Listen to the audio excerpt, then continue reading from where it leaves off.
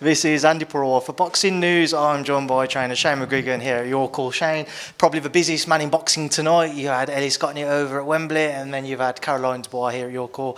Let's just start off with Ellie, and obviously work forwards from your night.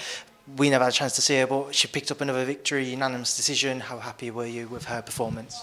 Yeah, I was really happy. I think the first 4 rounds it was textbook boxing, and then the girl was really scrappy, and it was hard to look good against. I think Ellie's so naturally critical of herself, but she has to be more positive sometimes when it comes to. I mean, she won.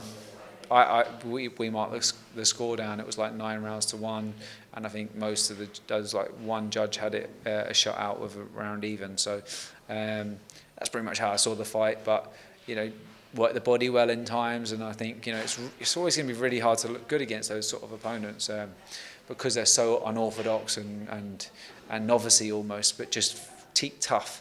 So it was another invaluable experience, more rounds under the belt, and she's defended her world title. We need unifications now. For parts of the fight, she was cruising, and I think the only way she's going to get out of that is whenever she's in a harder fight, and in a more competitive fight. And I think when they're higher skilled, because she'll raise the bar. But no, it's exactly what she needs. Sorry. Shane, you talked about wanting unifications and those other world titles next. How early and how quickly do you want to start those conversations with Eddie to try and get those big fights made?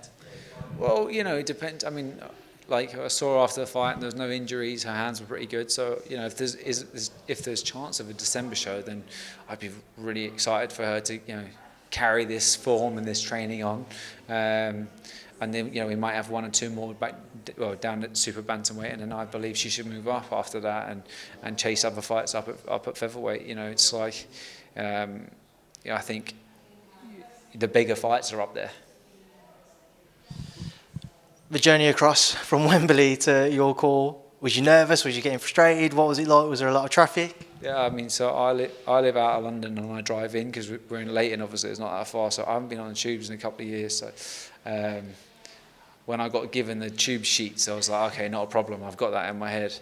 And then I think it was the Metropolitan line, and it finished at Baker Street. So I was like, oh no, I'm supposed to be going the whole way to Liverpool Street. So I'm out there trying to get a signal on my phone, freaking out.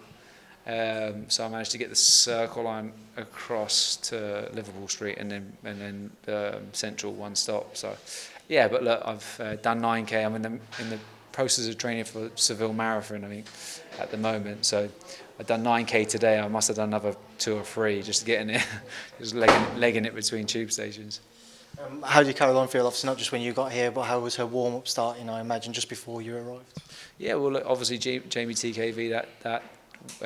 Went quite a few rounds, and then Vidal. I thought Vidal at times was going to get Koalas out of there, but he toughed it out, and I think that gave Caroline a chance to just pace a warm up. But and that's another thing, being 22 in the amateurs, or being younger in the amateurs, going to Olympics, it's all a rushed warm up, and it's all just everything in the fight's just rushed, and you have to just get it done and get a lot of work done. And I think now, being in the professional system, with that warm-up as well, knowing your body, certain fighters over the past that I've worked with, like Chris Billiam-Smith, he likes a proper good warm-up. He really gets himself sweating and, gets a full flow going, whereas Luke Campbell and George Groves, they throw about 5 punches before their warm-up. They want to save it, and that was just that individual. So Caroline is, she's learning the system and how she feels good warming up for these big fights, and this is just all invaluable experience.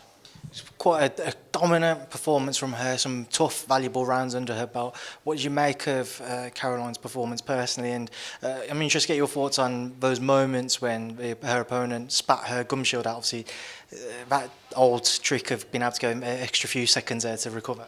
Long-winded question, but I'll start with the first phase, which I think at this stage of her career, it's got to be a 9 or a 10 out of 10.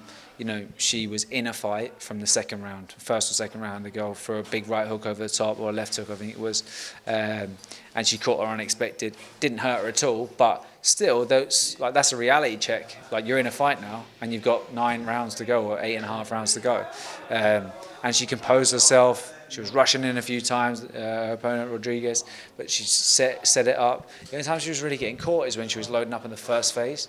So and that's another thing, like you learn to adjust, and the really good fighters learn to adjust throughout the fight.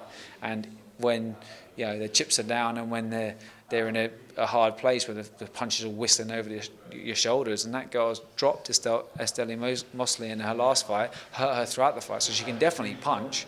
That's when you know if you've got it or not, and I think she's got it in abundance. It's a fantastic performance. She adjusted throughout the fight, dropped her twice.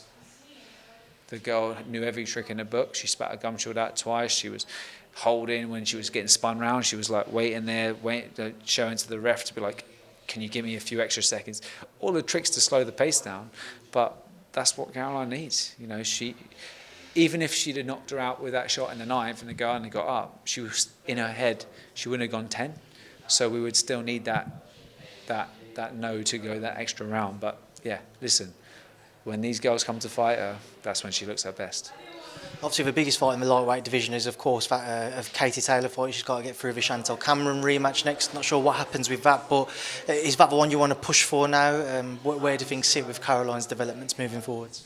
Yeah, I think Katie Taylor's, she's got her own path. She's going to box Chantel Cameron in the rematch, and then obviously she's got to assess what she's going to do after that, whether she stays up at light welterweight or whether she comes back down, or whether she says she's a fantastic career and she backs it in. You never know what her decision is. That's fully up to her. But obviously, we've got a 22-year-old girl here that's raring to go. She wants her hands on all the world title. She wants to become undisputed lightweight champion, and she's got the right TV network behind her. She's developing all the time in the gym. She's in a good gym, busy gym where there's other good fighters in the gym, so she's developing all the time.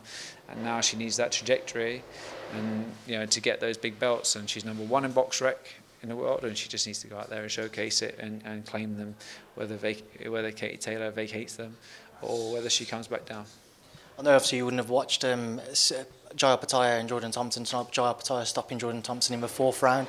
Just to bring CBS into that equation, how much would you like to try and make that fight if it was possible? Of course, those are the fights that Chris would want, unification fights.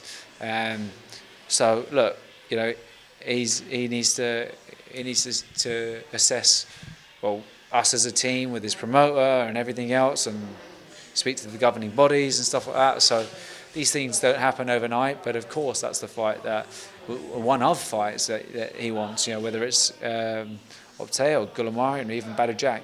Badou Jack's looking like he's now not going to get the Canelo fight as well, so he's got to be in the mix. But it's great to see the cruiserweight division booming. I'm sad for Jordan Thompson because he's a really nice guy, really lovely lad, and I like Tony Sims as well. So, but I just think he needs to move to heavyweight. I think cutting that much weight, he looks massive for the weight. I remember he came in and sparred Chris before Lawrence's fight, and he was a few weeks out before his fight, and I looked at him and I thought I could just tell he's taken the icing off the cake by dropping down to that weight, and it's too much of a push, and I think if he goes up to heavyweight, they're slower, and his power will actually carry through because he's boiling himself down too much. Just a final one, we saw Fury-Usyk signed and announced yesterday. I'll just get your thoughts on that, and a lot of people question if we will see it or not still. Well, I don't know why we wouldn't. We'll see. You never know. We'll see how he gets on with Ngannou. In the end of October, and then I'm sure. Listen, that's the fight to make. I thought Vladimir Klitschko had the undisputed, but obviously his brother had the WBC for quite a long time, and obviously Lennox was probably the last one, wasn't he? So it's great to see that, if that was the case, or is the case, that they can get it on. But I still don't think it's going to be an exciting fight. Shane, I appreciate your time. Enjoy these 2 victories tonight. Is there a joint party? Not yet. No, I don't think so. Maybe we'll do something next week and celebrate in the gym. Well, Shane, whatever you do, I hope it's a good one, and thank you for speaking to me in Boxing News. Cheers, Andy. Thanks.